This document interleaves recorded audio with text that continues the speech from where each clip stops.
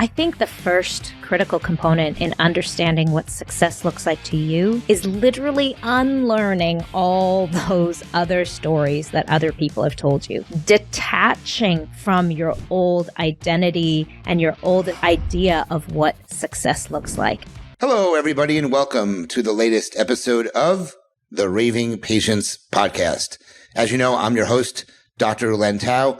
I want to thank the sponsors, both the Doc Sites and Dental Intelligence, for their support, allowing me to come to your inbox every single Friday at 5 a.m. Eastern Time when we release these episodes.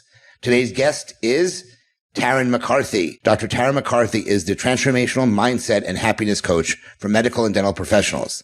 She's the host of the Business of Happiness podcast, orthodontist, author, and speaker, and rapid transformational therapist. She coaches on nervous system regulation, stress, and inner fulfillment. In her unparalleled program, Radical Happiness for Practitioners, she teaches how to harness the power of within and that when you feel good, you can do good. Tarryn, thank you so much for joining me today. Hey, thanks, Len. I'm so honored to be here. So to begin with, why don't you kind of give your story for just a couple of minutes, tell people a little bit how you got to where you are now. Yeah, like so many of us, I was drawn to dentistry for so many reasons. I mean, it's such an amazing profession. It really is. There was this promise of blending science and artistry, which for me just spoke to my soul, and this beautiful dream of entrepreneurship and leadership and giving back. So for me, dentistry was just a gorgeous amalgamation of all the things that I loved, kind of my highest values. And I was so excited when through dental school, just kind of put my nose to the grindstone as we do, putting aside, all the things like missed weddings and missed funerals and didn't develop relationships and didn't take care of my body, just with the sole focus of becoming a dentist and telling myself, as you mentioned in the title of the episode, I'll be happy when I'm a dentist. And then, that came around and I was like, this is not really fueling me. So you know what it is? I think it's orthodontics. I remember I'd gone to an orthodontist office and they were the happiest people there. They were giving out balloons at the end of some treatment with these mugs and the whole office was singing. I thought, it's not dentistry, it's orthodontics. I'll be happy when I'm an orthodontist. So went to residency, nose to the grindstone, same thing. Coming out of residency, went into an associateship. It was terrible. It was so terrible. I had no autonomy. I was doing treatment plans that I didn't agree with. And I thought, oh my gosh, I know what it is. I got to own my own practice. So within the first year, found a practice to purchased this really dying, decaying practice and thought, oh my gosh, I'm going to grow this baby into something beautiful. And of course, the stress and the overwhelm kept mounting. And I thought, this is so unfulfilling. I was so unhappy, so miserable. I thought, you know what it is? I need to be a mom. That was a value of mine. I wanted to have a family. So my husband and I tried for a while to get pregnant, but we had some fertility problems because for so long, Len, I had been ignoring my body because I was just fighting for the dream. And when we finally got pregnant, we got pregnant very quickly a second time because my body figured it out really quickly. And now the stress and the overwhelm started piling on. Suddenly I was a young business owner, complete fish out of water with a huge patient pool. I had all the things that success was supposed to look like. I had the fancy house. I was driving the fancy car. I had my own practice with hundreds of patients. I had 2 kids and I even had the fancy dogs. And I was miserable. I was so overwhelmed and unhappy and couldn't share it with anyone. You can't tell your patients that you're unhappy. I'm constantly trying to get them to love me to come to my practice for new patients, right? I'm trying to acquire new patients. I couldn't tell my family. I was the most successful of all my siblings, most of my family. To them, I looked like I was living the dream. In fact, I was living the dream I had set out to accomplish. And so what I started feeling was enormous shame for having all this wealth and abundance and like having achieved my dreams, and what was wrong with me that I was so unhappy. And that was the beginning of my breakdown journey. I eventually felt so unworthy and so broken that the only thing I knew how to do was run. I went to a bankruptcy attorney. I went to a divorce attorney. I mean, if I could have run from my kids, I think I would have. And looking back now, I know exactly what was happening. I was in a place of extreme fight or flight. And I left dentistry at the time. I fire saled my practice. I thought, I'm never going to do this again. And within the first 4 months of being a stay-at-home mom, I longed for dentistry again. So fast forward, that was the beginning of my self-discovery journey. And eventually I realized that success does not bring happiness. It just doesn't. What I had thought, what the society had sold me as the truth was that if you do XYZ, even in dental school, if you do XYZ, then life will be wonderful.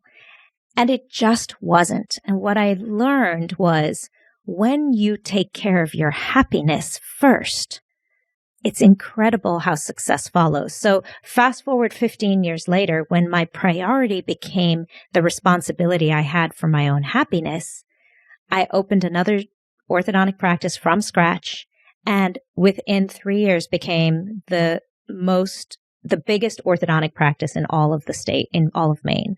And with the sole focus, everything was the same. My practice model, the way I brought in money, never took insurance in either practice. The orthodontics was the same. The only difference was me and my mindset and the responsibility I now took for my own happiness, instead of waiting for my patients to bring me that happiness, my team to bring me my happiness, my husband to bring me my happiness. That's really interesting. Obviously I exited dentistry as well, and you're not practicing anymore either. I don't want to say I was unhappy at any point. I always like to say I bought a practice from a dentist who unfortunately committed suicide, invested a lot of time and money into the practice, built the practice of my dreams, but I wasn't living the life of my dreams because I was so busy in the practice. But over years, I found an outlet, and that outlet was speaking and marketing and getting into the review game. And I found an outlet so I didn't have to spend all the time in there. And I realized that I enjoyed that more. So I just got rid of something that I didn't enjoy as much, but I was never unhappy per se. But I think it's really important here to talk about how people view success, because you can view it in many different ways. Okay. And I ask many times when I speak to a group of audience, how do you define success? And, one of the answers I have money. One of the answers I get health. One of the answers is my family. So I'm curious, what do you think of success?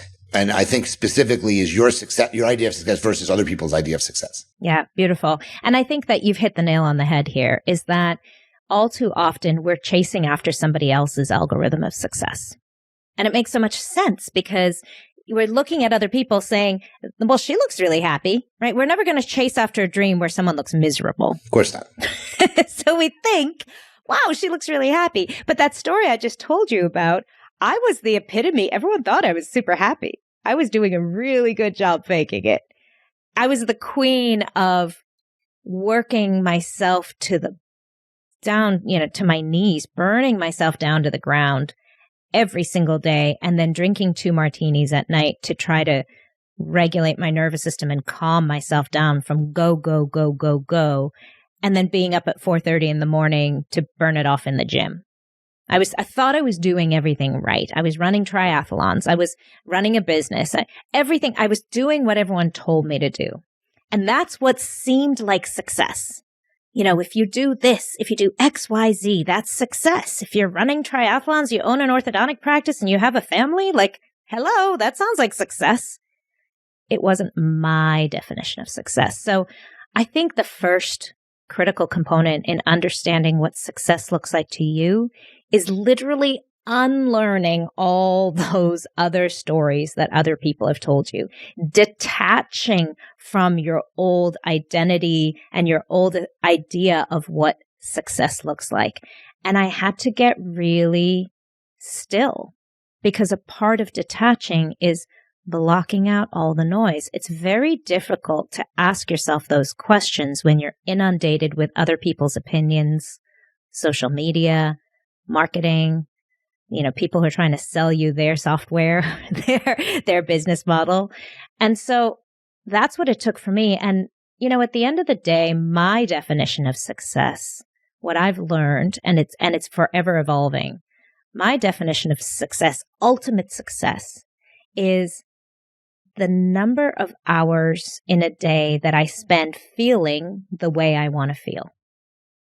Nothing else matters. Whether I have a bicycle to ride or an SUV, if I'm feeling great, that's my measure of success.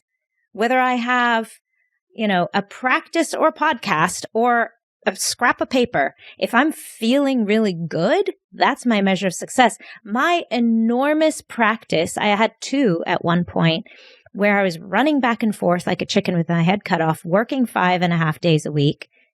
I was not happy.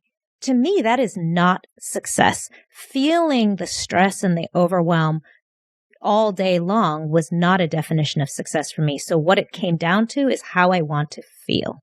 Wow, that's interesting. You talked a little bit about how unhappy you were, or how you said you were trying to do something differently to become happier, I guess would be a great way to say it.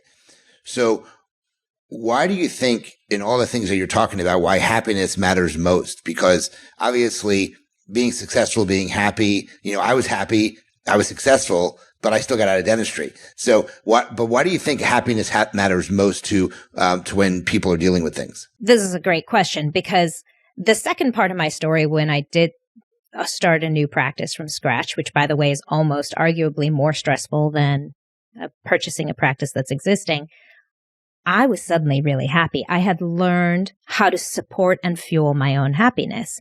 And what I noticed in the business success, so now if we're looking at business success, which is measured in terms of dollars and cents and profit, the business success was astronomically tied to how much I could support my own happiness. In other words, and here's the statement again, when you feel good, you do good.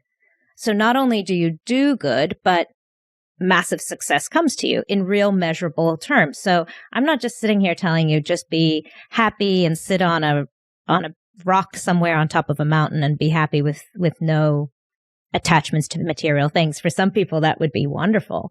But what I noticed was when I prioritized the way I feel, so I'm not just talking about emotions, although emotions are critical, but my internal regulation, my body, how my body feels in terms of stress or calm, I was able to show up differently for decision making, for leadership, for patient care, for creativity and ingenuitive problem solving. And it makes so much sense, because what we don't realize is when our autonomic nervous system is in a state of fight or flight, we literally cut ourselves off from executive function. And our executive function is how we be good leaders, how we be good doctors, how we handle emergency situations like your, front desk person giving her 2-week notice, or the patient's treatment falling apart in your hands, which actually happened to me. One of my orthognathic patients. So for those of you who don't know orthognathic surgery, in orthodontics, some of our cases rely on moving jaws. And some of those procedures, when they come to see us, those have not yet healed. It takes months to heal. And one of my patients' appliances that was literally holding his jaws in place fell apart in my hands, which meant his face fell apart in my hands. In an orthodontic practice, I was not prepared for that. Those kinds of moments that put your nervous system into an immediate fight or flight frenzy cause us to make decisions out of alignment with our values, with our greater intentions, with our goals, if we don't know how to serve our bodies and how to support our nervous system to come back to calm. So When I look back at the first iteration of myself in my first practice, I was just reactive to everything. I was a terrible leader. The moment something went wrong, I was ready to blame whoever screwed it up or take so much hit on my own self-worth that I tore myself down to the point where I could not be a confident leader or a confident dentist of my patient's care. So what I learned was when I started learning how to feed and fuel my own, and I call it happiness. So right now I'm using happiness as a big umbrella term. Basically, when I wasn't waiting for the external components of my life to be validation of my worth or my capability or my competence, suddenly I noticed I was showing up in the world differently. And I was actually making some really good decisions. And I was doing so competently and able to access those components of me, like creativity, like compassion, like patience, flexibility. Some of those executive functions that get cut off are things like time management or task initiation or organization, very fundamental skills of great leadership, which under extreme stress, you don't have access to. That's just how your biology is. Your body is doing exactly what it should. When you tell yourself and your body and your nervous system that there's a tiger chasing you, there's no opportunity for thinking outside the box. Our brains work that way. So what I wish, Len, they taught in dental schools, and I wish I had this when I first started out in dentistry and in business ownership, even parenting, I wish I knew how to understand my nervous system and how to calm my nervous system down when, not if, when it was triggered. Because dentistry is a very stressful profession. Entrepreneurship is stressful. Parenting is stressful. The key is, how do you walk yourself back from sympathetic nervous system storm to a parasympathetic nervous system calm with intention and in the moment? Interesting. So that brings me to my next question to you. So you set it up pretty good. Talk to me about, because it's something new. I've never heard of this before. Talk to me about this nervous system regulation as a key component of business growth. Yeah, it's so critical. And for that reason, right? We just talked about how when you are in a state of fight or flight, you lose access to your executive function. So what does that look like? Well, maybe when something really stressful happens, you escape. So I'm talking about things like you don't have that critical conversation with your team member who you know needs to have, you're afraid to have that conversation. She's not showing up.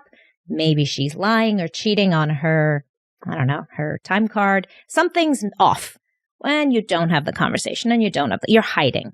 Or you don't have the conversation with your spouse. You'd rather just roll over. It's not a good relationship. Things are slipping, but you're hiding. Or you're escaping into chemical alteration, like I did with alcohol.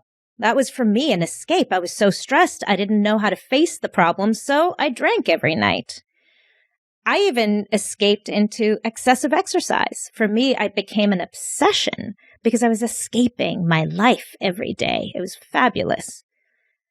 Another way that's a beautiful example of fight or flight. So that's really the flight component, right? And as I told you, I fled the state. I sold my practice, right? I ran from my problems. Another example is fight. And what fight looks like is blame. We talked about that. Who can I blame on the team, right? A patient says, I want a second opinion. And the first thing I think is, okay, who screwed this up? Who didn't give her the right information? Or that kind of bulldozing, right? We have as dentists so much self-belief and competence. And sometimes when a problem arises, we think, I'll show you. I'm just going to push my way through this problem. I'm going to face this fear head on. And we don't realize the collateral damage we leave in our wake. A third way that we recognize as leaders, as business owners, being in a state of fight or flight is freeze. And that looks like blank brain, where you suddenly can't think. You know you have to do something, but you just can't think. So if it's that procedure, so for example, that time when I told you that patient's whole face fell apart in my hands, I froze. I thought, oh my God, I've got to call the oral surgeon. I had access to all the knowledge. I'm an orthodontist. I've gone through residency. I have 23 years of dental experience behind me, and yet my brain could not retrieve the information of what to do. Sometimes we see that as like early onset Alzheimer's, or do I have undiagnosed ADHD? It might just be that you have chronic stress, which if you're a dentist or a business owner, you do. Unless you are actively on a daily basis supporting your nervous system, you are living and swimming in a world of chronic stress. And that I know to be true because one of the ways to turn on sympathetic nervous system, and we learned this in dental school, is look at something really small, really close up. That's myopic vision. That's how we turn it on. So a way to turn parasympathetic nervous system on is literally looking at a vista. If you think about like the last time you stood on top of a mountain or at a beach or at a big field, what's the first thing you did? You went, that's calming. Your body, your nervous system is literally stepping into parasympathetic nervous system calm. And so the fourth way, I mentioned fight, flight, or freeze. The fourth component of sympathetic nervous system is fawn, which many leaders succumb to, which is people pleasing. I know I did. I gave away, we were just talking about this before we got on. I gave away all my treatments. You get a discount and you get a discount and you're a fireman and you're a teacher and you're a sibling. And I did so for my team members. I gave and gave and gave because I was craving love and connection and support and validation. And that was another key indicator that I was in chronic stress. So as you can see, understanding your nervous system and recognizing what it looks like, the behavioral components of it, is such a key component of greater success, business success, dollars and cents success. Because when we can understand our nervous system, we can support ourselves so that we make better decisions. And those decisions are made subsequent to how we feel. And how we feel is subsequent to how we think. So in other words, if you have a frantic thought, your body is going to feel frantic in its energy, and subsequently you're going to make a behavioral decision that is as a subsequence of frenzy. And what's going to happen? You're going to have a result that reinforces the thought. It's this crazy feedback loop that requires an interruption. It works the same way with feeling wonderful. So if you have thoughts of empowerment and success and feeling great about yourself and worthiness, you're going to feel empowered and successful and worthy. You're going to make decisions and your behavior will be supported by these feelings. You're going to make positive, empowered action.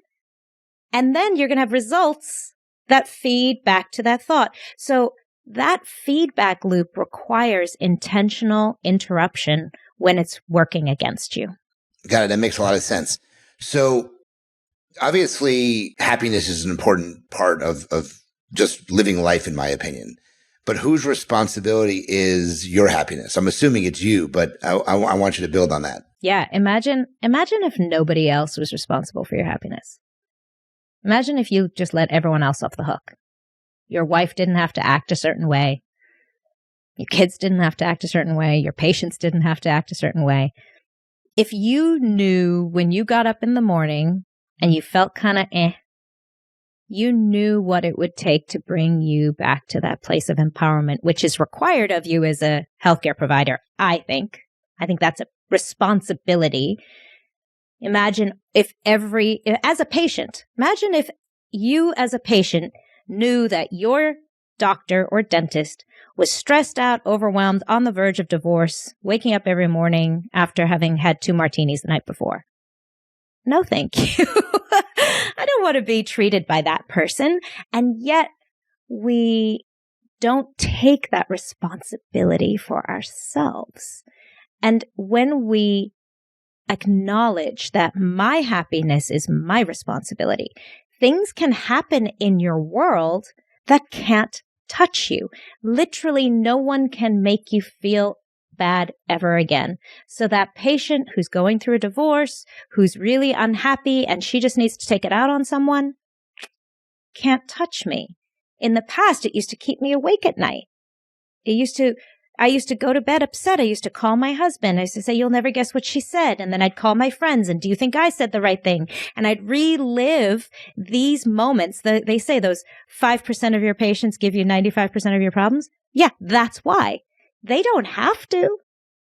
That is a choice. And learning to choose how to amplify the things in your life that are going really well and how to not let those 5% stick to you.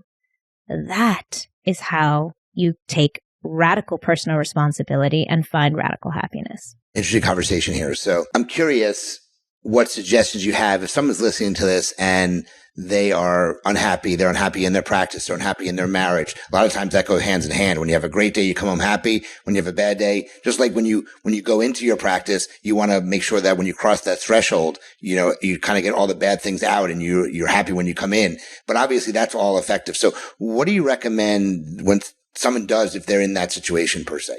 You just nailed it, by the way. You said often they go hand in hand. Yeah, because the common denominator is you. And that's the hard truth. That's hard to hear, but it's also enormously empowering. Because if I'm the problem, I'm also the solution, which is exactly the point I needed to get to in my own life. My health was suffering. My kids' health was suffering. My marriage was suffering. My finances were suffering. My business was suffering. And the common denominator was me. And that's a hard pill to swallow. But once you take a hard look at yourself and you acknowledge your responsibility in that, it's enormously empowering because then what I need to shift is the only thing I have control over. We have no control over other people, over the economy, really, as an individual. Of course, there's an argument there. We have no control over the weather. We have no control over COVID. Things outside of us are going to happen. But what's the one thing I can control? My perspective and my thoughts and my feelings. Okay, 3 things. But basically myself. And so what I would recommend is learning and understanding how your body works, nervous system wise. Yours. Not everybody else's, but yours. And I'm huge about positive affirmations. I am a mindset coach. I talk about mindset and perspective all day, every day. But mind perspective and positive affirmations do not work if your nervous system is so jacked up. That's why, people get frustrated with them. All these memes and positive affirmations, they don't bring me wealth. They won't if your body is so jacked up that you can't receive them. So for me, the biggest non-negotiable on a daily basis is meditation. And I know that feels so uncomfortable for so many people. That works for me. When I was first starting to understand my body, long walks in the woods did it, right? It doesn't have to look one way or another. Sitting outside and getting into nature. All the things I just talked about happen to be nervous system regulation techniques. So a critical component, I think, for dentists, taking a real lunch break.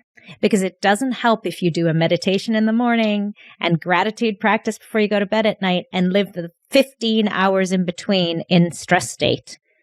So critical is at lunchtime, literally turning the computer off and closing and getting out of the office. And, we tell ourselves, well, there's efficiency and I can get so much done. There is no amount of efficiency that can justify the damage it's doing to your autonomic nervous system, not just in the short term, but in the long term. Because what we see studies show, and this was the ADA did a big study in 2022 that showed dentistry the biggest problems that people are reporting as dentists is anxiety and cardiac issues, heart disease, two directly related to stress. And we know from the general population, also diabetes and obesity and all the other components, early onset Alzheimer's, all directly related to stress. And yet in dentistry, we excuse it. We pretend it doesn't exist. We just keep pushing through and pushing past and working through lunch and having stressful lifestyles. We work hard and we party hard. And all of that is degrading our autonomic nervous system to a very big extent. So for me, I'm not willing to be happy when anymore. It doesn't work. Finding and discovering, when I say happiness, I mean calm and peace now, so that I can enjoy and appreciate the success and the fullness of life now, not one day when. That's really good. I'm going to end this part of the podcast because I have a quote that I reference when I give a class called Don't Sweat the Small Stuff. And I talk about stress, and it's a quote from Reverend Maureen Killeran. Stress is not what happens to us. It's our response to what happens, and the response is something we can choose. Boom. So I think that's a perfect way to end this part of the podcast. So what I want to do, Tarryn, and we're a little bit over time, so I want to get through a bunch of these Q&As, this lightning round. So the point of this is to answer them as quickly as you can without really, thinking about it. I don't need any long, drawn-out answers. So number one, how did you gain credibility so quickly?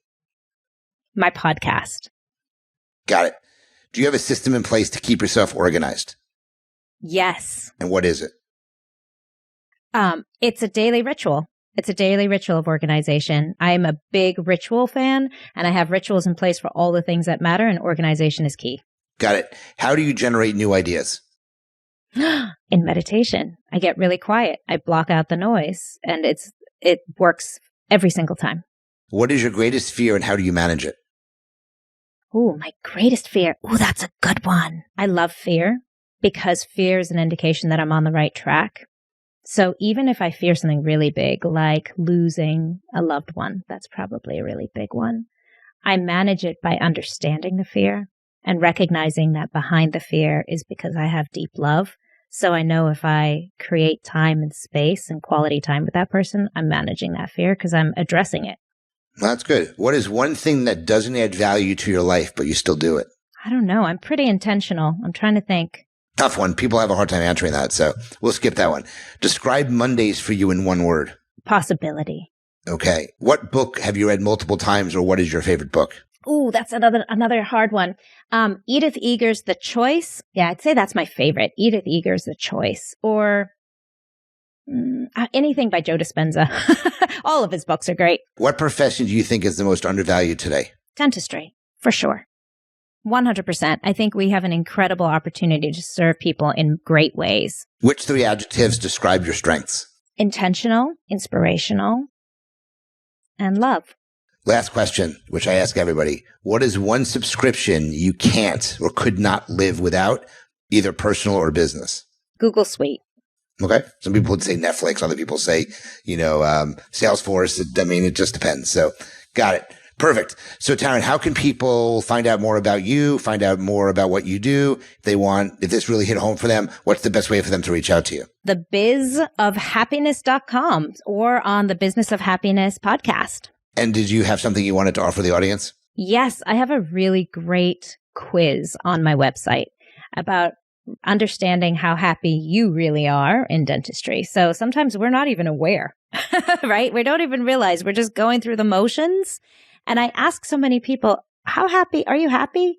And sometimes they've not even asked themselves that question. So I have a great free quiz on my website on thebizofhappiness.com. Find out how happy are you? And you'll find depending on your answers, a couple of great ideas and suggestions of how you can support and empower your happiness. Well, that was great. So guys, if this podcast hit home and you're saying, well, that's how I live my life, definitely reach out to Tarryn. She can definitely help you. If you think a colleague does, make sure you share the podcast with them, review us, like us, do whatever you can to help support this podcast. I really enjoy coming to your inbox every single week. We're in season 7 now, so I've been doing it for a really long time. Tarryn, thank you so much for joining me today. I really appreciate your expertise, and in basically entertaining the audience for the last, 35 or so minutes. And as I always say when I end these episodes, please remember, your reputation matters. Until the next episode, Tarryn, thank you so much for joining me, and we'll talk to everyone soon.